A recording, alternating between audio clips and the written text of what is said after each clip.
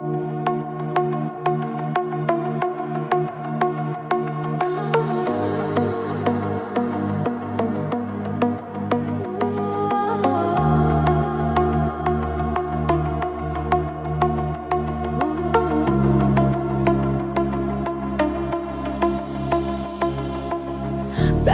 çok incitmişim sevdiğim insanları, belki çok aldatmışım can diyen cananları. Sonda görmezden gelip ettiğim noksanları, var ümidim affedersen sen beni.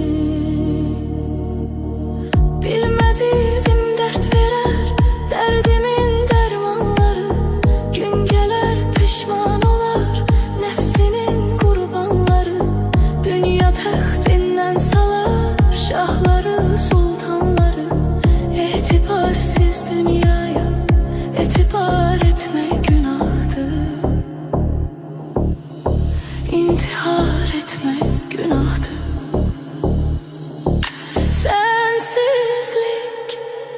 Sensizlik çok çetin dünyada, qəm yazılmış qismətim, qalmayıbdı taqətim.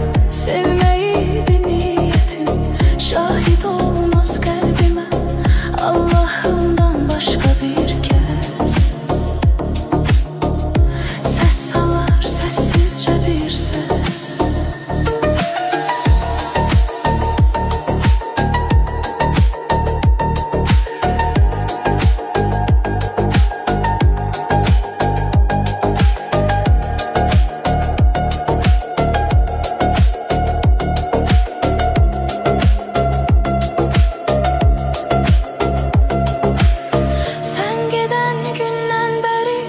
Vəsfedir sözlər səni, ruhum ardıncan gələr, kölgə tək izlər səni.